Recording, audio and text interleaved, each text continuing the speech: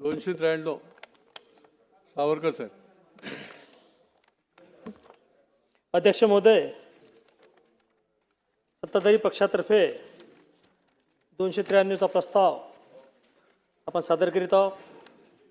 राज्यातील शेतकऱ्यांचं उत्पन्न वाढीसाठी, शाश्वत शेतीसाठी आणि जागतिक स्पर्धेसाठी AI फॉर ॲग्रिकल्चर 2026 ही परिषद शेतकऱ्यांच्या जागतिक तंत्रज्ञानाची ताकद देण्याकरिता नवा टप्पा ठरणार असणे, कृषी क्षेत्रासाठी स्वतंत्र AI धोरण तयार करणारे महाराष्ट्र हे देशातील पहिले राज्य असणे, महाॲग्री AI धोरण 2025-29 अंतर्गत शेतीमध्ये artificial intelligence, generative AI, drone आणि रोबोटिक्सचा वापर सुरू होणार असणे, राज्यात शेतकऱ्यांच्या आयुष्यात क्रांती घडवणारी मुख्यमंत्री बळीराजा प्रांजन रस्ते योजना राबविण्याचे धोरण असणे, या योजनेसाठी मनरेगा व इतर 13 विविध योजनांमधून आणि CSR निधीमधून निधी उपलब्ध केला जाणार असणे, या योजनेमध्ये रस्त्यांसाठी लागणारी मोजणी आणि पोलीस बंदोबस्ताचे शुल्क शासनाने पूर्णपणे माफ केले असणे, रस्त्याच्या मजबूतीकरणासाठी लागणारे गाळ, माती, मुरुम आणि दगडासाठी कोणतीही रॉयल्टी लागणार नसणे, राज्यात आक्रमक बिबटे, वाघ व अन्य वन प्राण्यांच्या शेतीला धोका निर्माण होत असल्याने या प्राण्यांना शेड्यूल 1 मधून शेड्यूल 2 मध्ये आणण्याचा प्रस्ताव शासन स्तरावर विचाराधीन असणे,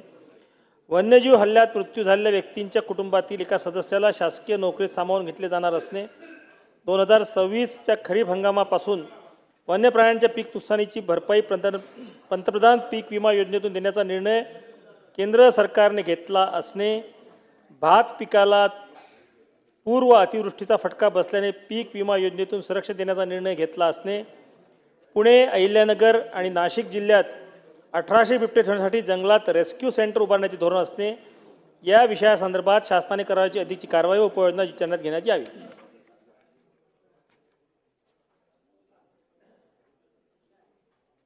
अध्यक्ष महोदय, थोडंसं या प्रस्तावाकडे पाहत असताना विरोधक आणि सत्ताधारी असा विचार न करता झालं ते झालं, मग आता पुढे काय करायचं आहे याच्यावर थोडं चिंतन केलं तर बरं राहील. अध्यक्ष महोदय, अतिवृष्टी, पीक नुकसान याच्यामुळे परंपरागतरित्या शासन मदत करत राहते, ते शासनाचं कर्तव्य आहे. परंतु दीर्घकालीन उपाय जर आपण यात केले नाहीत तर शेतीवर अवलंबून असणारा आपला जो समाज आहे तो जवळपास 100% शेतीवर अवलंबून असणारे 28 ते 30% लोक आता महाराष्ट्रात राहिलेले आहेत. डबल इन्कम असणारे लोक 20% आहेत आणि 50% लोक तर अर्बनमध्ये म्हणजे शहरी भागात ऑलरेडी त्यांचं मायग्रेशन झालेलं आहे. आणि म्हणून एक फेक नरेटिव्ह फैलवण्यासाठी काही बुद्धिजीवी जे आहेत ते बुद्धिजीवी लोक कुठल्याही चांगल्या गोष्टीला विरोध करण्याचं एकमेव काम करतात आणि मग शेतकरी समाजामध्ये जिथं प्रबोधन कमी पडते तिथं लोक कोणाला येणाऱ्या गोष्टीला सहसा स्वीकारत नाहीत आणि त्याच्यातून होणारं नुकसान जे आहे ते खूप जास्त होते. आणि म्हणून अध्यक्ष महोदय, या सगळ्या विषयामध्ये माननीय चंद्रकांत दादा यांनी मागच्या अधिवेशनामध्ये म्हणजे पहिलं अधिवेशन झालं आपली नवीन सत्ता आल्यानंतर, तेव्हा आर्टिफिशियल इंटेलिजन्सचं विद्यापीठ पनवेलला सुरू करण्याबद्दल घोषणा केली होती. आणि ते घोषणा सुरू झाल्याबरोबर काही बुद्धिजीवी ते सकाळी मॉर्निंग वॉकला जातात आणि व्हिडिओ कॉलवर शेती करतात, अशांनी बुद्धिभेद करणं सुरू केलं आणि आर्टिफिशियल इंटेलिजन्स या टेक्नॉलॉजीलाच मुळात विरोध करणे आणि या टेक्नॉलॉजीमुळे बेरोजगारी वाढेल असा एक संभ्रम फैलवण्याचा समाजामध्ये प्रयत्न केला. मला असं वाटतं की या 293च्या प्रस्तावावर जास्ती फोकस आमचा हाच राहील की याच्यामध्ये उपयोगिता किती आहे याच्यावर थोडं आपण चिंतन केलं तर एक प्रबोधनाच्या माध्यमातून शेतकरी समाजाला या टेक्नॉलॉजीचा वापर कसा करता येईल आणि त्याच्यातून कमी श्रमामध्ये उत्पादकता कशी वाढवता येईल याच्याकडे लक्ष देणं आवश्यक आहे. माननीय अध्यक्ष महोदय, काही लक्षणीय आकडे आज सभागृहासमोर मी आपल्यासमोर ठेवतो. आपल्या डिजिटल प्लॅटफॉर्मवर कृषी क्षेत्र आलं पाहिजे असं केंद्राचं आणि राज्याचं धोरण होतं आणि त्याच्यातून साधारणतः 7 कोटी अध्यक्ष महोदय 63 लाख या देशामध्ये ॲग्रिस्टॅक म्हणजे फार्मर आय डी तयार केले गेले. हे अद्वितीय असं काम या 2-4 वर्षात झालेलं आहे. आणि माननीय अध्यक्ष महोदय 23.5 करोड शेतकऱ्यांची शेती जी आहे त्याच्यापैकी 23.5 करोड प्लॉट्स जे आहेत त्याचं सर्वे केला गेला. हे इतकं सोपी काम नाही आहे अध्यक्ष महोदय. आपल्या नॅशनल पेस्ट सर्व्हिलन्स सिस्टीमनं 66 पिकं आणि 432 कीड हे आयडेंटिफाय केले आणि त्याचं रिअल टाईम ॲडवायझरी म्हणजे एकदम वेळेवर त्याच्याबद्दल ज्याला आपण सजेशन्स ज्याला म्हणतात ते सजेशन्स 10,000 एक्सटेन्शन जे ॲग्रिकल्चर खात्याचे कर्मचारी आहेत त्यांच्या माध्यमातून लोकांना दिल्या गेले. डिसेंबर 2025पर्यंत अध्यक्ष महोदय किसान ई मित्र जो आपला चॅटबॉक्स आहे त्याच्यातून आपण म्हणजे काही प्रश्न विचारतो मोबाईलवर त्याचं उत्तर भेटते. याच्यामध्ये अध्यक्ष महोदय तुम्ही समजून घ्या 93 लाख लोकांनी आपल्याला सल्ला मागितलेली आहे. याचा अर्थ 93 लाख शेतकरी त्याच्याशी इंटरॅक्ट करून राहिले. आणि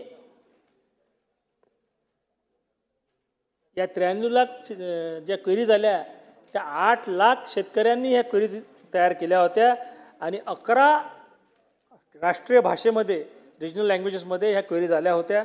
मी याच्यासाठी सांगून राहिलो हे सर्व की याचं पर्क्युलेशन किती जास्ती प्रमाणात आहे, किती फैलाव होऊन राहिला हे आपल्या लक्षात येईल. आपल्या खरीप 2025मध्ये आपलं जे मान्सून येते मृग नक्षत्र येते त्याच्यामध्ये 3,88,00,000 शेतकऱ्यांपर्यंत 13 राज्यांमध्ये आपण त्यांना ॲडवायझरी देऊ शकलो आणि त्या माध्यमातून अनेक शेतकऱ्यांनी आपला क्रॉपिंग पॅटर्न किंवा शेतीमध्ये पेरणी करणं त्याच्यावर अवलंबून राहून मागं पुढे केलं. युनियन बजेट जे होतं आपलं 26-27चं त्याच्यामुळे भारत विस्तार हे मल्टीलँग्वेज AI टूल जे आहे हे ॲग्रिस्टॅक पोर्टलसोबत इंटिग्रेट करायचा प्रयत्न केला.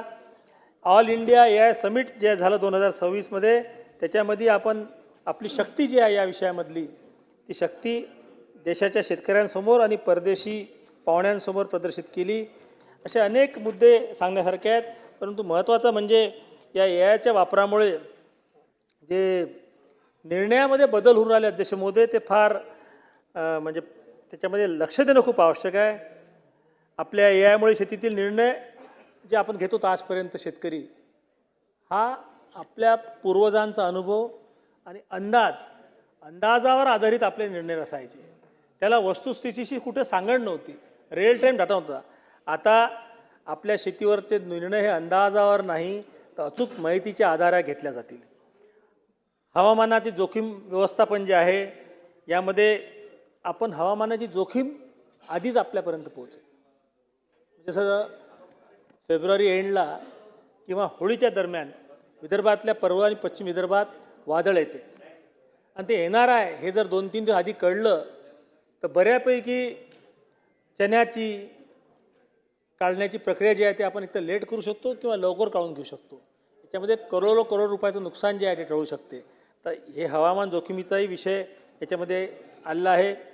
पिकांचं जे आरोग्य आहे त्याच्यामध्ये सातत्यानं त्याची तपासणी जर झाली तर आपल्याला साधारणतः कृषी आणि शेती करण्याची पद्धत जी असेल की साधारणतः आजार आला झाडांवर पिकांवर की त्याच्यानंतर आपण त्याचं व्यवस्थापन करतो. पण आजार येणाऱ्याच आधीच त्याचे लक्षणं जर शेतकऱ्यांना माहीत पडले तर प्रोटेक्टिव्ह स्प्रेइंग ज्याला म्हणतात ते जर झालं तर खूप मोठं शेतीचं नुकसान याच्यातून टळेल. कीडवर नियंत्रण, शेती खर्चावर नियंत्रण याच्यातून मिळणार येईल. पाण्याचा कार्यक्षम वापर या यामुळे होईल. उत्पादनामध्ये काही प्रमाणात स्थिरता येईल. आपल्या मातीचं आरोग्य जे आहे आमचा एक नानाजी देशमुख कृषी संजीवनी प्रकल्प आहे अध्यक्ष महोदय आणि त्या माध्यमातून आपला प्रयत्न आहे की हे सर्व महाविस्तार नावाचं जे आपण पोर्टल तयार केलं त्या पोर्टलच्या माध्यमातून ॲग्रिस्टॅक म्हणजे शेतकरी ID आणि शेतकऱ्यांचा सातबारा आणि त्याचं माती परीक्षण त्याचे नमुने आणि रिझल्ट्स त्याच्यावर भेटतील. तुम्ही जर राजीभाऊ तुमचं नाव टाकलं तर तुमच्या नावासमोर तुमचे किती शेती आहे हे येईल, सातबारा येईल आणि मग त्या सर्व नंबरवर तुम्ही क्लिक केलं तर त्या शेतातली तुमची माती जी आहे त्याच्यामध्ये फॉस्फरसची गरज आहे की मॅग्नेशियमची गरज आहे की सल्फर कमी आहे हे सर्व येईल. आणि म्हणून अंदाज नव्हता ॲक्च्युअल वस्तुस्थितीवर त्या शेतातली माहिती या ॲग्री पोर्टलच्या माध्यमातून मिळेल. बाजारातले जे चढ उतार आहेत याच्यामध्ये चढाचा कधीच फायदा शेतकऱ्याला होत नाही, उताराचा फायदा होत नाही. याही वर्षी सोयाबीन 4,042 रुपयांना आपल्या सर्व शेतकऱ्यांनी विकलं आणि आता भाव मात्र 5,000च्या वरती आहेत. तर हे जे नुकसान आहे 1,000 रुपये क्विंटल 1,200 रुपये क्विंटलचं ते बऱ्यापैकी आपण आधीच जर माहिती आली तर आपण हे बऱ्यापैकी आपण उपलब्ध करू. आणि बराचसा शेतीचा व्यवसाय जो आहे आणि शेतमालाचा त्याच्यामध्ये मध्यस्थ्यांवर खूप अवलंबून राहते माणूस.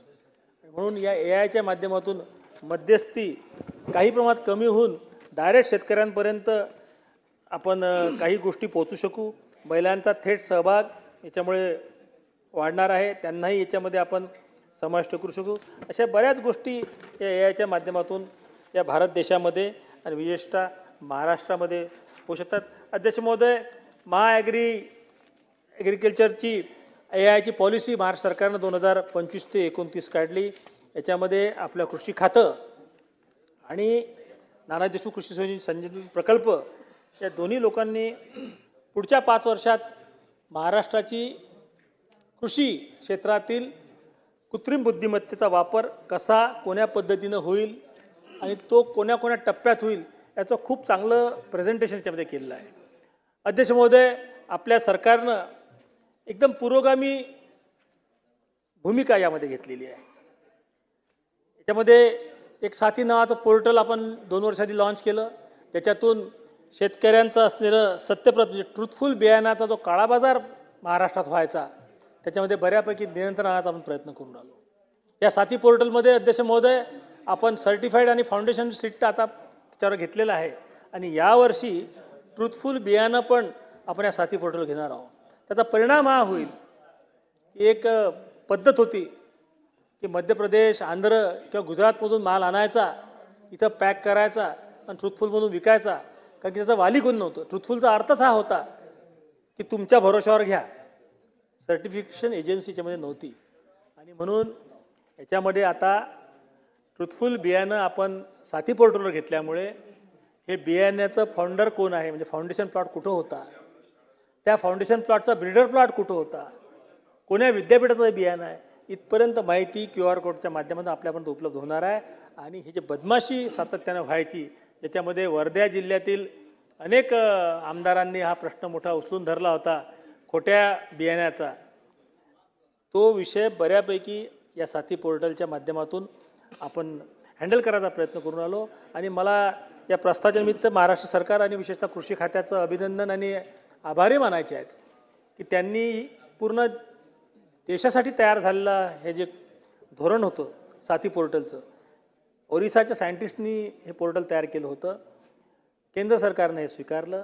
महाराष्ट्र पहिलं राज्य आहे पुरोगामी की ज्यांनी या साथी पोर्टलचा उपयोग करणं सुरू केलं आणि पुढच्या वर्षापर्यंत आपण ट्रूथफुल या विषयापर्यंतही आपण बऱ्यापैकी याच्यामध्ये पोहोचू शकू. अध्यक्ष महोदय, शेती आता परंपरागत पद्धतीनं करण्याची जी पद्धत होती त्यात काही टिकाव लागू शकत नाही.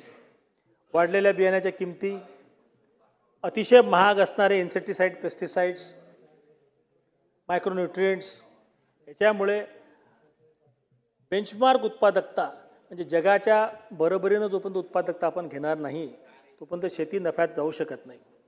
आणि ती उत्पादकता घ्यायची असेल तर यांत्रिकीकरण हा एकमेव उपाय. अध्यक्ष महोदय, आपल्याकडे जे सेन्सर असणारे सोईंग मशीन्स निघाल्या त्याची 8-10 लाख रुपये किंमत आहे. तुम्हाला माहीत नसेल तर सांगतो अध्यक्ष महोदय, तेव्हा परंपरागत पद्धतीनं आपण कपाशीची पेरणी करायचो तेव्हा एका एकरात आपण 6-7 हजाराच्या वर झाडं पेरू नव्हतो शकत. आणि मग हाय डेन्सिटी क्रॉप पॅटर्न आलं, त्याच्यामध्ये एकदम 30,000 आणि 33,000 झाडं पेरावं लागतात. एकदम हाय डेन्सिटी क्रॉपिंग पॅटर्न हा एक भाग आहे, एक लो डेन्सिटी क्रॉपिंग पॅटर्न हा एक भाग आहे. म्हणजे याच्यातला मध्यबिंदूही कुत्रीने स्वीकारावा लागेल. हाय डेन्सिटी क्रॉपिंग पॅटर्नमध्ये माझा व्यक्तिगत विरोध आहे. मला असं वाटतं की हाय डेन्सिटी क्रॉपिंग पॅटर्नमध्ये आपण जेव्हा जाऊ तेव्हा बियाणं, खतं, पेस्टिसाईडचा खूप जास्ती वापर करेल. याच्यातून प्रायव्हेट मल्टीनॅशनल कंपनी सोडून कोणाचाही फायदा नाही. तुम्ही लो डेन्सिटी क्रॉपिंग पॅटर्नमध्ये गेले तर उत्पादनता घटते. आणि म्हणून हा जो विषय होता, प्रिसाईज प्लांटर्स जे आले, आपले सोईंग मशीन्स आल्या 7, 8, 10 लाख रुपयाच्या, याच्यात आपण म्हणू तसं पेरणं होऊ शकते. आज शेतीची उत्पादकता कमी होण्यामागं सगळ्यात मोठं कारण काय होतं सांगू? आपण एका एकरात जर पाहिलं, 1 तास जर पाहिलं एका शेतातलं, तर एका तासात 100 झाडं, दुसऱ्या तासात 50च झाडं. अंतर खूप जास्ती. 2 झाडातलं अंतर कुठं खूप जास्ती, 2 झाडातलं अंतर कुठं खूप कमी. या सगळ्या गोष्टीमध्ये शेतीची उत्पादकता प्रचंड प्रमाणात घसरली. आणि म्हणून या प्लांटरमुळे 2 झाडातलं बिलकुल सारख्या अंतरानं पेरल्या जातात. त्यामुळे उत्पादनावर खूप परिणाम होते. खताचं नीट व्यवस्थापन केलं जाते, पेस्टिसाईडचं व्यवस्थापन केलं जाते. मात्र माझ्या भावांनो बहिणींनो, मी आपल्याला सांगू इच्छितो, या महाराष्ट्रात 5 एकरापेक्षा कमी शेती असणारे 87% शेतकरी आहेत. तुमच्या आमच्यासारखे 100-200 एकर शेती असणारे कुटुंबाची शेतकरी राहिले किती? फार कमी राहिले. आणि म्हणून तुम्ही जर त्यांना म्हटलं 7 आणि 8 लाखाचं हे प्लांटर घे, तो घेऊच शकत नाही बिचारा. आणि ज्यानं हा प्रयोग केला तो कर्जबाजारी होते. कारण की महाराष्ट्रामध्ये पेरणी करायची जे विंडो आहे ते 8 आणि 10 दिवसाची आहे. आपण जे पेरणी करायचा मान्सूनमध्ये जो सीझन असते आपला, तो 15 दिवसात अख्खा महाराष्ट्राचा शेती खरीपमध्ये पेरल्या जाते. कपाशी, सोयाबीन, तुमच्याकडे बाकी हॉर्टिकल्चरची लागवड असेल. आणि म्हणून याच्यासाठी कृषी समृद्धी योजना माननीय मंत्री महोदयांनी काढली होती. मी या ठिकाणी आवाहन करेल सरकारला. माननीय देवेंद्रजींनी त्यांच्या भाषणामध्ये, आता भास्करराव उठून गेले, ते गोष्टी करून राहिले, 1 रुपयाच्या पीक विम्याचं काय केलं. काउंटर करू नये आपण असं माझी भूमिका असल्यामुळे आपण त्यांना रोखलं नाही. आपण ती जी विमा योजना जी होती त्याच्यामध्ये बदल का केले, हा जो बुद्धिभेद करायचा प्रयत्न विरोधक करताना मी म्हणून राहिलो होतो की तुम्ही विरोधकांनी सत्ताधारी असा विषय करू नका.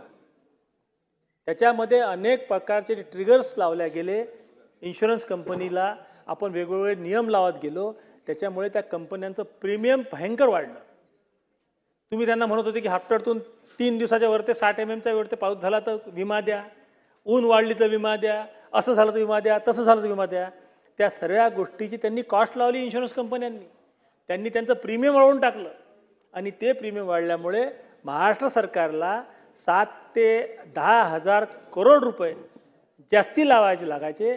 आणि ते नियम जे होते त्या नियम शेवटी लावूनही अनेक शेतकरी त्यापासून वंचित राहायचे. आणि म्हणून कापणी प्रयोग हा एकमेव नियम सरकारने लावला.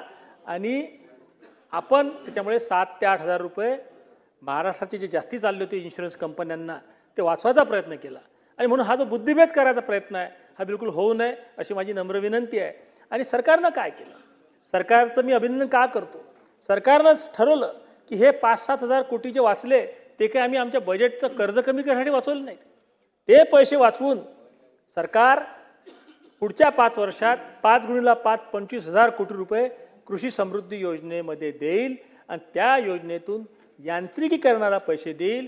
देवेंद्रजींचं डिसेंबर 2014चं रेकॉर्ड भाषण आहे मुख्यमंत्री झाल्यावर नागपूर अधिवेशनात, तुम्ही आले तर ऐकाल सर्व. त्यांनी म्हटलं होतं की मी शेतीला रिलीफ बेस्ड इकॉनॉमी नाही ते इन्व्हेस्टमेंट बेस्ड इकॉनॉमी करेल. आणि त्या माध्यमातून त्यांनी आता हे स्वप्न जे आहे पूर्ण करायचा एक प्रयत्न केला आहे. काय प्रयत्न केला? हे जे 25,000 कोटी वाचून राहिले, 30,000 कोटी वाचून राहिले, हे शेतकऱ्यांनाच द्यायचे आहेत. परंतु आपण जे डायरेक्ट बेनिफिट करतो ते थोडंसं त्याच्यातून मालमत्ता तयार होत नाही. काही गोष्टी समजून घ्या, मी काही शेतकरी विरोधी नाही आहो, मी हाडाचा शेतकरी आहो. परंतु आपण जी मदत करतो हा कायमस्वरूपी उपाय नसते, हा तात्पुरती मदत असते. आपण पैशाच्या स्वरूपात मदत करतो.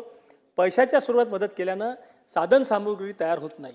शेतकरी बिचारा इतका अडचणीत असते की आलेला पैसा त्याला जाणाऱ्या वाटा खूप आहेत. आणि म्हणून कृषी यांत्रिकरण योजना जी सरकारनं आणली, खात्याने तयार केली, याच्यामध्ये यांत्रिकीकरणाला सरकार पैसे देणार आहे.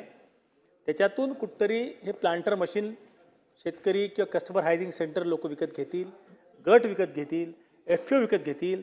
आणि या माध्यमातून तो गरीब कास्तकार जो आहे, जो परंपरागत पद्धतीनं पेरणी करत होता आणि त्याच्यामुळे उत्पन्नात तो मागा पडत होता, यात उत्पन्न वाढेल, याचा लॉंग टर्म बेनिफिट खूप जास्त होईल. शेती सोडून जे लोक मोठ्या मोठ्या म्हणजे माझ्या अकोला शहरात अशी परिस्थिती, असं बोलू नये माझ्या भावांनो आणि बहिणींनो, पण एखाद्या आमलेट आणि अंड्याची गाडी लावली तर तो माणूस तरी सुखी आहे शेती केल्यापेक्षा. आणि म्हणून अनेक मायग्रेशन्स या बाबतीत होऊन राहिले. माझी फक्त सरकारला या बजेट सेशनच्या निमित्ताने विनंती आहे की कृषी समृद्धी योजनेमध्ये पैसे देण्याचं कबूल केलं, ते पैसे आपण बजेटमध्ये द्यावे. महाराष्ट्रामध्ये माझ्या भावांनो बहिणींनो लाखोचे अर्ज पोर्टलवर आलेले आहेत. ट्रॅक्टर घेण्यासाठी, BBF यंत्र घेण्यासाठी, थ्रेशर घेण्यासाठी, इरिगेशनसाठी, ड्रिप इरिगेशनसाठी, स्प्रिंकलरसाठी सर्व अर्ज सहमती झाल्यानंतरही सँक्शन मोडवर येऊन थांबलेले आहेत. ठिबकसाठी आहेत. लोकांचा ट्रॅक्टर उभा आहे, आणता येत नाही. काही लोकांनी ट्रॅक्टर घरी आणला. आज जर हे योजनेतले पैसे गेले नाहीत तर त्या ट्रॅक्टरचं रजिस्ट्रेशन झालं नाही, उद्या इन्शुरन्सचे क्लेम वेगळे होतील, ॲक्सिडेंट झाले तर वेगळा विषय तयार होईल. आणि म्हणून माझी कळकळीची विनंती आहे, अर्जुनराव आपणही थोडा जोर लावा. ही जे कृषी समृद्धी योजनेचे पैसे आहेत हे ॲग्रिकल्चर खात्याला दिल्या गेले पाहिजे. आणि ॲग्रिकल्चर खात्याला दिल्यानंतर हे जे यांत्रिकरणाचे अर्ज जे आहेत प्रलंबित आहेत महाराष्ट्रात, हे 31 मार्चच्या आधी सर्व अर्ज निकाली, सर्व प्रोसेस झालेली आहे. फक्त DBTनं सँक्शन देऊन पैसे पाठवायचे आहेत. 1 लाख रुपयापर्यंत सामान्य शेतकऱ्याला आणि दलित समाजाचे शेतकरी असतील SC/ST तर 1.25 लाख रुपये अशी योजना आहे. खूप चांगली योजना आहे. या निमित्तानं मी हे सांगू इच्छितो. या निमित्तानं काही अनेक अनुभव असतात. मी मंत्री महोदय काही अधिकाऱ्यांच्या विरोधात नाही आहे. आजही भाषण देताना आपण अधिकाऱ्याची बाजू मांडून राहिलो, खात्याचं कौतुक करून राहिलो. परंतु तटकळेताई आपण बसलेले आहेत तिथं. ह्या महाराष्ट्र ॲग्रिकल्चर AI पॉलिसीचं BKCला इंटरनॅशनल कॉन्फरन्स झाली. तुम्हाला तरी माहीत होतं का? तुम्हाला निरोप होता का? नानाजी देशमुख समितीचा मी सहअध्यक्ष आहे. नानाजी देशमुख म्हणजे पोखरा या वन ऑफ द आयोजक होती. मला शनिवारी रात्री फोन आला, उद्या कॉन्फरन्स आहे, तुम्ही येता का? माझ्याकडे काही हेलिकॉप्टर नाही मुंबईला यासाठी. मी तिथं शेतीत काम करणार माणूस आहो. आणि म्हणून माझी फक्त विनंती आहे की असं वागू नका. लोकप्रतिनिधी आलेच नाही पाहिजे. आणि देवानं जेव्हा अक्कल वाटली तेव्हा या ब्युरोक्रॅट्सचे भांडे जे होते ते भरलेले होते आणि आमच्या भांड्यांना भोकं पडले होते असं त्यांनी समजू नये. आम्ही हे समजून घेतलं असतं एक कमीत कमी लोकप्रतिनिधीला तर बोलवा. दादा इतकी मोठी कॉन्फरन्स ॲग्रिकल्चर खात्याची आहे. देवेंद्रजींनी मला आणि तुम्ही नानाजी देशमुखचं उपाध्यक्ष केलं, अध्यक्ष केलं, सहअध्यक्ष.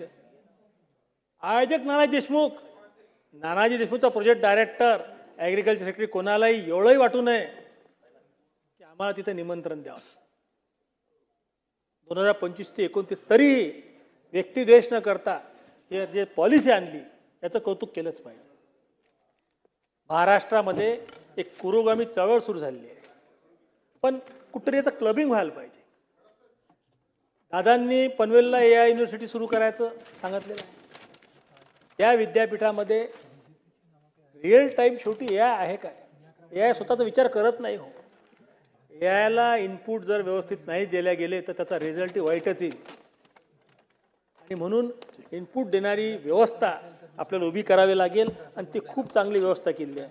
कृषी खातं जोपर्यंत लोकप्रतिनिधींना सामावून नाही घेणार तोपर्यंत लोकांपर्यंत जाणार नाही. आता हे जे पोर्टल आहे महाविस्तार, किती लोकांनी पाहिलं आहे? कोणीच पाहिलं नाही. हे पोर्टल तुम्ही जर वापरलं ना भाऊ, प्रत्येक गोष्ट या पोर्टलमध्ये, इतकं सुंदर पोर्टल हे तयार झालेलं आहे, पण माहीतच नाही लोकांना. लोकाभिमुख कृषी खातं आपल्याला करावं लागेल. 10,000च्या वरती स्टाफ आहे आपला आणि म्हणून याच्यामध्ये अनेक योजना आहेत. अनेक पद्धतीनं चांगलं काम या बाबतीत होऊ शकते. कृषी खात्यानं याच्यामध्ये खूप चांगला पुढाकार घेतलेला आहे. एक AIच्या बाबतीत धोरण त्यांनी ठरवलं, हे खूप आनंदाची गोष्ट आहे. वेगवेगळ्या पद्धतीनं अनेक खात्यांचं कन्व्हर्जन्स करून आपण पुढे जात आहोत. सीड जे असते, सीडची निर्मिती, सीडचं व्यवस्थापन, झाडाचं व्यवस्थापन, कीड नियंत्रण, ड्रोनद्वारे तुम्ही जेव्हा हे करा. आणि माझं पश्चिम महाराष्ट्राशी नेहमी अजितदादांशी एखाद्या वेळेस माझा वाद नाही म्हणता येईल, पण चर्चा व्हायची. वसंतदादा शुगर इन्स्टिट्यूटनं अल्गोरिदम डेव्हलप केले. माझी एक ऑब्जेक्शन आहे, अजित, ते तुमच्या पक्षाचंच आहे ते सर्व संस्थान. राजेश टोपे त्याच्यात डायरेक्टर आहेत तुमचे. तुम्हाला ते करताना उसावरच करावं वाटलं, पण AI वर काम करताना तुम्हाला कधी सोयाबीन आणि कापसावर ते करावं असं कधीच वाटलं नाही. अडचण ती आहे. अडचण बाकी काही नाही पश्चिम महाराष्ट्राची दादा भांडण. पण वसंतदादा इन्स्टिट्यूट जे आहे त्यांनी AI तर डेव्हलप केला, पण तो केला उसावर. उसावर ड्रोन जेव्हा फिरेल तेव्हा उसाच्या सालीवरून ते ड्रोन सांगेल की हीच योग्य वेळ आहे ऊस कापायची, आणि त्याच्यामुळे साखरेचा उतारा जास्ती मिळेल आपल्याला. तेच व्यवस्था अल्गोरिदम्स आपण तयार करू शकतो जर आपण सोयाबीन आणि कपाशीच्या वेळेस जर ते ड्रोन तिथं फिरवले, रिअल टाईम डेटा घेतला की इथं ही अळी येणार आहे, पेस्ट मॅनेजमेंट आपण करू शकतो.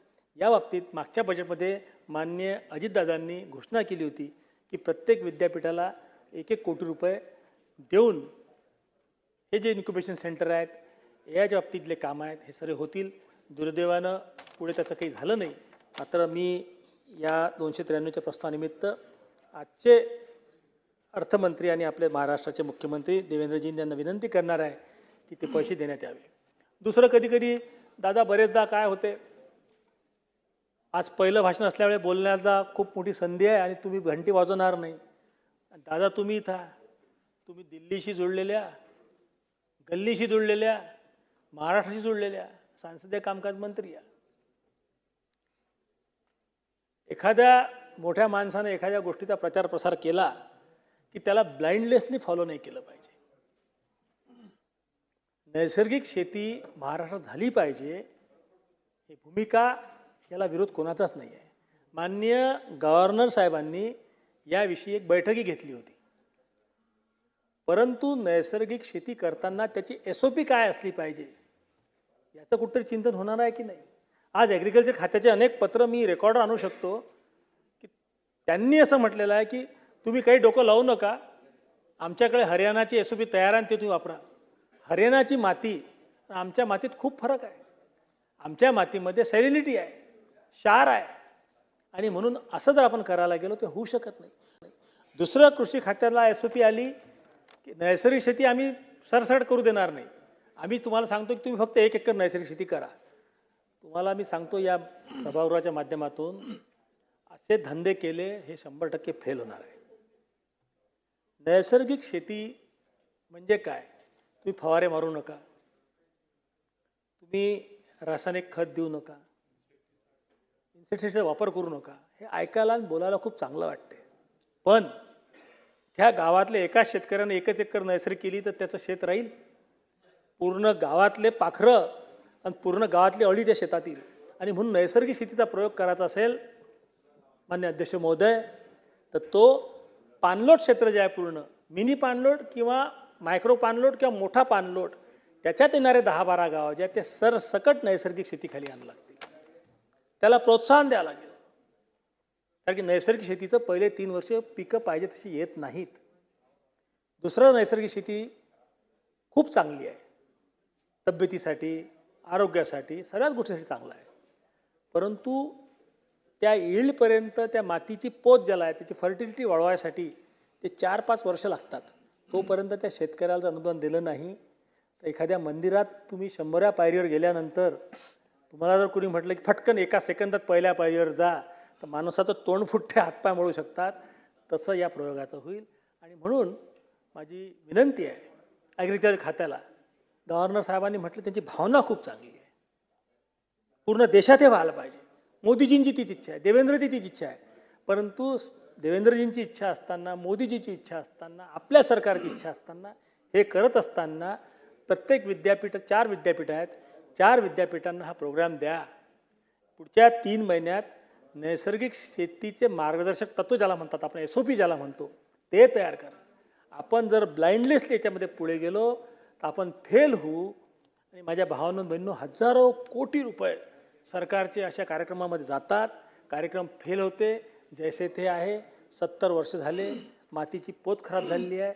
आणि म्हणून मायक्रोबॅक्टेरियल ज्या गोष्टी असतात, नैसर्गिक शेती म्हणजे काय, ते मायक्रोबॅक्टेरिया जे आहेत जमिनीतले त्यांना रिज्युनाईट करणे आणि ते माती भुसभुशीत करतील. पण ते जर करायचं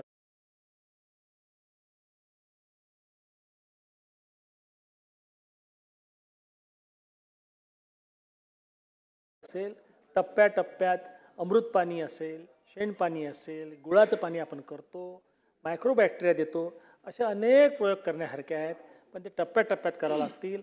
असं जर आपण केलं तर श्रीलंकेला जी परिस्थिती झाली, त्यांनी एका दिवशी सांगितलं आमचा युरिया बंद, आम्ही आता नैसर्गिक सेंद्रिय शेती करणार, आम्ही हे नाही. आणि शेवटी दादा श्रीलंकेमध्ये हाहाकार माजला, एका ब्रेडसाठी लाईन लागली, तिथे उत्पन्न घटलं. आणि म्हणून आपण हे टप्प्याटप्प्यात जाऊया. माझी नाराजी आहे दादा थोडीशी, संसदीय कामकाज मंत्री म्हणून तुम्ही थोडेसे आमचं म्हणणं मांडा. या सभागृहात बोलत असताना इथं एक तर ॲग्रिकल्चरचे लोक नाहीत आणि आपण बोलतो त्याचं कुठेही कॉग्निजन्स घेतलं जात नाही. या नानाजी देशमुख प्रकल्पामध्ये प्रकल्प जरी चांगला असला, त्या ज्या उणिवा होत्या त्याच्यावर जवळपास 10वं अधिवेशनाचे आपण बोलून राहिलो, काहीही रिस्पॉन्स नाही. ही परिस्थिती आहे. लोकप्रतिनिधी यांना कुठंच पाहिजे नाही अशी परिस्थिती आहे. आणि म्हणून काही इथं बदल केले पाहिजे. आणि म्हणून हे सर्व करायचं असेल, उमेद नावाचं एक संस्था आहे, बचत गट आहेत आपले. आमच्या अकोला जिल्ह्यात उमेदचे 1300 अदितीताई तुमच्या अंडरमध्ये येते, ते 1300 बचत गट आहेत आणि 1,30,000 महिला त्या बचत गटाशी जोडलेल्या आहेत. दादा, आज जे आम्ही नैसर्गिक शेती करायचा प्रयत्न करून राहिलो, कीड व्यवस्थापन करायचा प्रयत्न करून राहिलो, किती सोपं आहे. महाराष्ट्र सरकारनं 2017 साली जेव्हा बोंडअळीचा प्रादुर्भाव प्रचंड वाढला होता, तेव्हा जेव्हा इंटिग्रेटेड ॲप्रोच ठेवला, आज बोंडअळी 70-80% कंट्रोल केलेला आहे आपण. आणि म्हणून ट्रायकोड्रामा नावाचे कार्ड असतात, 10 रुपयात ते कार्ड तयार होते. त्याच्यावर अळीचं अंड खाणारी कीड तयार होते. कृषी विभाग, बचत गट यांना आपण हे जर काम दिलं तर प्रत्येक पराठीच्या आणि सोयाबीनच्या शेतामध्ये आपल्या त्यांना स्टॅपल जर आपण ते कार्ड केले तर तुम्हाला हा जो प्रचंड प्रमाणात पैसा परदेशात चालला इन्सेक्टिसाईडवर, पेस्टिसाईडवर, आपल्या तब्येता खराब होऊन राहिल्या, आणि नंतर मग आपण 5 लाखामध्ये महात्मा फुलेमध्ये त्याच पेशंटचा इलाज करतो. आज त्याच्यावर 5 रुपये खर्च करत नाही. तर या बचत गटांना जर आपण हे काम देऊ शकलो माझ्या भावांनो बहिणींनो, तर खूप मोठा परिणाम आपण साधू शकू. हे ट्रायकोग्रामा कार्ड जर आपण प्रत्येक शेतकऱ्याला दिले आणि बचत गटांना पैसे दिले, आपण फुकट वाटू, फार पैसे लागत नाही दादा, फक्त 10 रुपयाचं कार्ड बनते. एका एकरात 5-6 कार्ड लावले तर पूर्ण अळीचं व्यवस्थापन होऊ शकते. शेतीचं व्यवस्थापन करत असताना तुम्हाला जर दादा 10 क्विंटल कापूस पिकत असेल तर 7 क्विंटल कापूस हा खर्चात जाते आणि 3 क्विंटल कापूस उरते. पण तुम्हाला जर ह्या प्रयोगातून 12 क्विंटल कापूस झाला तर तुमचं उत्पन्न 20% वाढलं असं नाही आहे दादा, तुमचा नफा दुप्पट झाला. कारण की 10 पैकी 7 क्विंटल कापूस खर्चात गेला, 3 क्विंटल कापसाचे पैसे उरले. आता 12 पैकी 7 क्विंटल कापसाचे पैसे खर्चात गेले, 5 क्विंटल कापूस उरला, डायरेक्ट तुमचा नफा दुप्पट झाला. आणि म्हणून मोदीजीचे जे स्वप्न आहे उत्पन्न दुप्पट करायचं, ते स्वप्न असंच पूर्ण करावं लागेल की जगाच्या मानानं शेतकऱ्यांचं जे उत्पादकता आहे ती पाहिजे तशी येऊन नाही राहिली. याच्यामध्ये यांत्रिकरण हा एक भाग आहे, कीड व्यवस्थापन हा एक भाग आहे.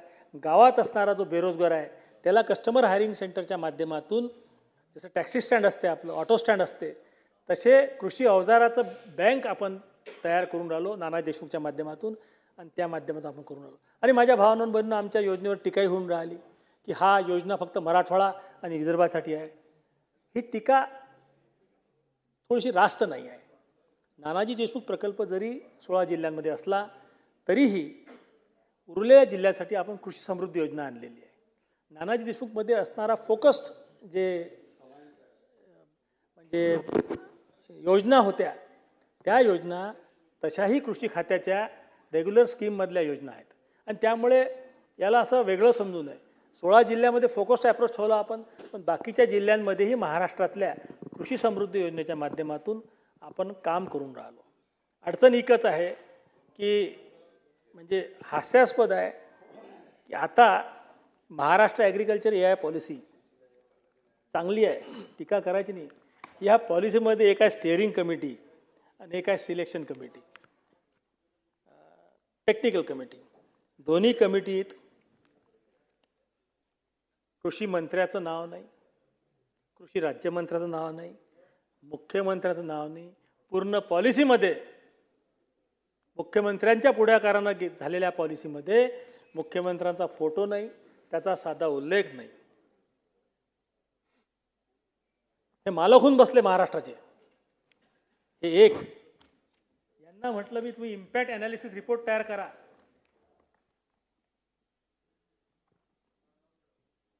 कुठंच नाही दादा, खरे रिपोर्ट आहेत. आणि म्हणून अशा पद्धतीनं एक म्हण होती कि जब मैं तुमको दिया देता हूँ तो अपनी जिंदगी में उजाला कर लो. दिवा दिला देवेंद्रजीनं, याने त्याचा उद्देश वेगळाच घेतला. तुमको ही जला के मैं मेरी जिंदगी में उजाला कर लेता हूँ, दिए की काम तेरे को जला देता. तो वैसा सरकार को असं व्हायला नको एवढीच माझी विनंती आहे. इतकं अधिकाऱ्यांना सूट देताही कामा नाही. हे कुठतरी आपण पाहायला पाहिजे की IAS अधिकारी असतील, चांगले आहेत, त्यांच्या प्रामाणिकतेवर मी शंका नाही घेऊन राहिलो. कार्यपद्धती अशा पद्धतीने झाली तर अनेक उणिवा चुका याच्यामध्ये राहून जातात. आणि म्हणून या विषयामध्ये निश्चित स्वरूपात आमचे कृषी राज्यमंत्री, कृषी मंत्री, मुख्यमंत्री लक्ष देतील. एक खूप चांगली योजना जी आहे ती अधिक चांगली झाली पाहिजे याच्याबद्दल आपला फोकस आहे. आजपर्यंत जी योजना राबवल्या गेली तिथे एक 5-10% त्रुट्या असतील, मात्र शेतकऱ्यांच्या बाबतीत एक परिणामकारक म्हणून हे आपण काम करून राहिलो. याच्यामध्ये एक दुसरा तो विषय आहे की महाराष्ट्रातला ग्रामीण भागात राहणारा जो शेतकरी आहे त्या शेतकऱ्याच्या जीवनामध्ये नवीन पिढी त्याची शेतीमध्ये गेली नाही. त्याला 2 कारणं आहेत. एक तर महाराष्ट्रात 1975 साली काँग्रेसच्या सरकारनं सेलिंग ॲक्ट आणला आणि म्हणून विशेषतः मराठा समाजाकडे शेती जास्ती होती. आणि एक मत बनलं की जर 54 एकराच्या वरती शेती ठेवताच नसेल येत तर या क्षेत्रात राहायचं कशासाठी, कारण याच्यामध्ये ग्रोथच संपली आपली. 54 एकराच्या वरती कोणी शेती ठेवू शकत नाही, कोरडवाहू. आणि याच्यापेक्षा जास्ती जर पैसेच कमावता येत नसतील आणि शेतीच ठेवता येत नसेल तर तो शेतकरी शेतीकडे वळेल कसा, हा एक भाग. आणि दुसरं, शेती करणं कठीण झालं होतं, शेतात जायला रस्ते नव्हते. आणि म्हणून बावनकुळे साहेबांनी आणि त्यांच्या पूर्ण टीमने, म्हणजे आशिष जयस्वाल असतील, बावनकुळे साहेब असतील, मुख्यमंत्री असतील, यांनी पांदन रस्त्याच्या बाबतीत खूप चांगले पुरोगामी निर्णय घेतले. 7-8 बैठका झाल्या, निर्णय झाला. पण काही गोष्टी त्यात तुम्हाला सांगतो मी, या उणीवा आहेत. 15 लाखाचं सिलिंग करून टाकलं. तुमचं जर खदान ही 10 किलोमीटरच्या आत असेल तर एखाद्या 15 लाखात रस्ता होईल. परंतु आता GR मध्ये एक बदल आपण केला पाहिजे. योजना चांगलीच आहे की क्वेरी जर 15 किलोमीटर असेल तर त्या डिस्टन्सप्रमाणे त्याची किंमत वाढली पाहिजे. नंबर 1. नंबर 2, परत दादा पश्चिम महाराष्ट्र विदर्भाचा विषय येते. CSR फंडमधून आपण 15 लाखाचा रस्ता 20 लाखात करू शकतो. CSR फंड घ्या म्हणतात. आता दादा एक म्हणा, नंगा नाहेंगा क्या निचोडेंगा क्या. आता तुमच्या पुण्यात दादा 3 लाख कारखाने आहेत, माझ्या अकोल्यात एकही नाही. मी कुठून आणू हो CSR? माझा ॲप्रोच तुमच्यापर्यंत देवेंद्रजीपर्यंत. तुम्ही 2-4 कंपनीची ओळख करून दिली तर येतील 2-4 कोटी रुपये. परंतु असं नका करू. आमची विनंती आहे, GR मध्ये बदल करा. म्हणजे काय होईल? हेवीवेट सुधीरभाऊ मुनगंटीवार, बावनकुळे साहेब, चंद्रकांत दादा पाटील, हेवीवेट मंत्री जिथं आहेत तिथं CSR येईल आणि त्या जिल्ह्याचं भलं होईल. आणि आमचं तर जयगोपालच होऊन जाईल काम. माझी विनंती आहे, ह्या GR मध्ये एक बदल करा. CSR फंड महाराष्ट्रानं घ्यावा आणि तो फंड तुम्ही नियमावली तयार करून त्या पद्धतीने इक्वली डिस्ट्रीब्यूट करावा. तर मग मी कमी वजनाचा आमदार आहो, मला कमी, एखादा उच्च आहे पुण्याचा, औरंगाबादचा, ते एक थोडा बदल जर केला तर निश्चित स्वरूपात याच्यामध्ये खूप परिणाम होईल. तिसरा विषय असा आहे, प्रॅक्टिकली या पांदन रस्त्याचं काम खूप चांगलं झालं असताना एक फक्त बदल करावा लागते. आपलं जे भूमी अभिलेख कार्यालय आहे 1 किलोमीटर रस्ता अध्यक्ष महोदय करायचा असेल तर 20 ते 25 सर्वे नंबर मोजा लागतात. अरे तुमच्या रेग्युलर तात्काळ मोजणीचेच तर 2-2 महिन्याची वेटिंग सुरू आहेत. तर आता हे जर मोजणी करण्यासाठी माणसं आणसाल कुठून? आणि म्हणून एक GR सरकारनं काढला आहे ज्याची अंमलबजावणी होऊन नाही राहिली. या प्रस्तावाच्या माध्यमातून मी विनंती करणाऱ्या महसूल खात्याला कृपा करून आपल्या अभिलेख कार्यालयामध्ये कॉन्ट्रॅक्च्युअल सिव्हिल इंजिनियर किंवा असे माणसं 8-10 भरा जे फक्त पांदन रस्तेच मोजतील आणि पुढच्या 3 महिन्यात ते मोजून द्या. म्हणजे एक झंझट ती संपून जाते. हजारो एकराचं काम हे होऊन राहिलं. शेतकरी आणि शेतकऱ्याच्या जीवनात क्रांती घडवणारं काम आहे. कधी याकडे लक्ष दिल्या नाही गेलं. आता महाराष्ट्राला राष्ट्रीय महामार्ग आणि हे झालं हॅमच्या माध्यमातून त्यावेळेसही 10,000 किलोमीटर रस्ते दादा तुम्ही दिले होते आणि बऱ्यापैकी आपण स्टेबल झालं त्या बाबतीत. खरी गरज आहे ही पानन रस्त्याची. त्यामध्ये आपण आता हे 2-3 बदल जर केले तर निश्चित स्वरूपात या प्रस्तावाची फलश्रुती होईल. या ठिकाणी एक जंगली जनावरांचा प्रश्न होता. मी मंत्री महोदयांशी बोललो होतो. हिमाचल प्रदेशमध्ये माकडांचा प्रादुर्भाव खूप वाढला तेव्हा माकडं मारण्याची परवानगी दिली होती काही दिवसांसाठी. केंद्राकडे हा प्रस्ताव पाठवावा लागते. याच्यामध्ये कुठतरी सेन्सिटिव्हिटी अधिकाऱ्यांची कमी झालेली आहे. या विषयावर अनेक वर्षापासून अनेक आमदार थकले बोलून कोणी लक्ष द्यायला तयार नाही. आपल्या इथे त्रास कशाचा आहे? डुक्कर, रोही. आता हे डुक्कर रोही जे आहेत ना, काय गवे, हे काही शेड्यूल 1 मध्ये नाही आहेत. यांना मारण्याची परवानगी आपण देऊ शकतो. आणि तुमचे हरणं आहेत, तुमचे बिबटे आहेत, हे शेड्यूल 1 मध्ये आहेत. हे काही दिवसांसाठी शेड्यूल 2 मध्ये आणू शकतो का आपण? याविषयी कुठलाही प्रस्ताव हा वन विभागाकडून केंद्राला गेलेला नाही. आणि म्हणून माझी विनंती आहे निमित्तानं कुठतरी एक टाईम बाउंड पद्धतीनं संसदीय कामकाज मंत्री इथं बसले असल्यामुळे त्यांना विनंती करतो की आपण अध्यक्षांना पण विनंती करूया अधिवेशनाच्या आत याच्यावर निवेदन आलं पाहिजे. तुम्ही काय करणारा उपाययोजना आणि केंद्राकडे प्रस्ताव जाणारा काय? देवेंद्रजी सारखे एक मजबूत नेतृत्व असताना हे होत नाही, हे अनाकलनीय आहे. म्हणून इथं जाऊन थोडंसं अप्रोच करून याच्यावर सोल्युशन काढावं लागेल. पूर्ण महाराष्ट्र त्रस्त आहे दादा. आमच्या गावाला दादा आम्ही जर गच्चीवर गेलो दुसऱ्या माळ्यावर आमच्या पूर्ण गावाच्या आजूबाजूला बॅटऱ्या दिसतात तुम्हाला, टॉर्च लाईट. प्रत्येक शेतकरी आपल्या शेतात असते जंगली जनावरांपासून प्रोटेक्शन करण्यासाठी. हजारो एकर नुकसान आहे. त्यात मग काही 2-4 खोट्या तक्रारी येतात. वन विभाग टाळते नुकसान भरपाई देण्यासाठी. आपण चक्रा मारत राहतो, संघर्ष वाढत राहते. याविषयीही आपण थोडंसं लक्ष घालणं आवश्यक आहे. आज सर्व बोलत असताना कृषी क्षेत्रामध्ये होणारे बदल हे स्वीकारणं, विरोधक आणि सत्ताधारी याचा विचार न करता प्रबंधनाच्या माध्यमातून लोकांपर्यंत पोहोचवणं हा एक उद्देश होता. आणि म्हणून खूप असं विरोधी पक्ष वगैरे अशी टीका टिप्पणी आपण केली नाही. मात्र कृषी विद्यापीठांमध्ये रखडलेले प्रमोशन्स, सायंटिफिक कम्युनिटीमध्ये असणारी अनास्था या गोष्टीवर चिंतन व्हायला पाहिजे. मान्य दादा, MCAR म्हणून एक संस्था आहे, Maharashtra council for agriculture research and education. ही संस्था शिखर संस्था म्हणून काम करते 4 विद्यापीठांचं, कृषी विद्यापीठांचं. पण हे पॉलिटिकली संस्था झाली आहे. आता 5-6 लोकांचा स्टाफ आहे. पेनल्टीवर आल्यासारखा तिथला IAS ऑफिसर काम करतो की पेनल्टी म्हणून मी इथं आलेलो आहो. 3 लाखाच्या वरचं जर कुठलाही प्रस्ताव असेल तर तो प्रस्ताव MCAR ला पाठवावा लागते. म्हणून माझी शेवटचे 2 मिनिटं. सभागृहाचं कामकाज संपेपर्यंत वाढवण्यात येत आहे. धन्यवाद.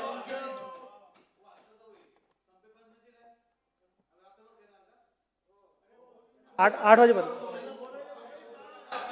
8 वाजेपर्यंत घ्या. सन्माननीय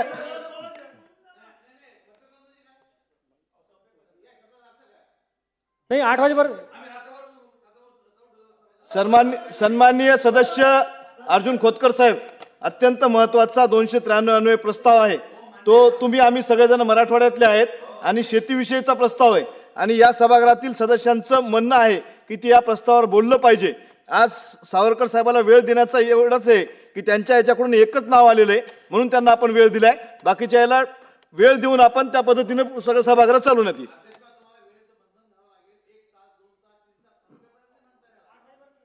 मी हेतू आरोप नाही करत अध्यक्ष, म्हणजे तुम्हाला वेळेचं बंधन घालावं लागणार याच्यामध्ये.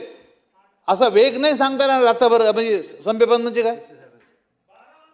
हा तसं सांगा ना, 12 नाही 2 पण सांगा, पण तुम्हाला वेळेचं बंधन द्यावं लागेल अध्यक्ष महोदय. निश्चित अध्यक्षांशी चर्चा करून त्यावर ठरवण्यात येईल.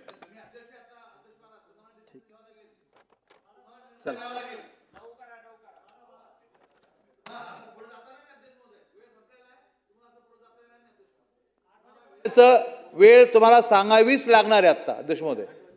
1 तास देऊ 2 तास देऊ, त्यानंतर पुन्हा वाढवा ना. सभागृहाची वेळ 8 वाजेपर्यंत वाढवण्यात येत आहे. अध्यक्ष महोदय, शेवटचे 2-4 मिनिटं बोलून संपवणार आहे. हे MCR जी संस्था आहे हे फक्त पॉलिटिकली. सन्माननीय सदस्य रणधीर सावरकर साहेब, आपण 2 मिनिटं अजून तुम्हाला वेळ देण्यात येईल. आपलं MCR संस्था पॉलिटिकल झालेली आहे, ते अबॉलिश करायला पाहिजे आणि कृषी विद्यापीठ आहेत ते इंडिपेंडंट केले पाहिजे. हा माझा एक प्रस्ताव होता. मी मागच्या अधिवेशनात एक प्रस्ताव मांडला होता की देशात जसं मखाना बोर्ड स्थापन झालं तसं मिलेट बोर्ड स्थापन झालं पाहिजे. त्याच्यावर आजपर्यंत कृषी खात्याचं उत्तर आलं नाही, सरकारचं उत्तर आलं नाही. त्यावर चिंतन झालं पाहिजे. या ठिकाणी सरकारनं जे अनेक उपक्रम शेतीबद्दलचे घेतलेले आहेत त्याच्यावर मंथन व्हावं या उद्देशातून आपण 293 मांडलेलं आहे. मी माझं बोलणं थांबवतो.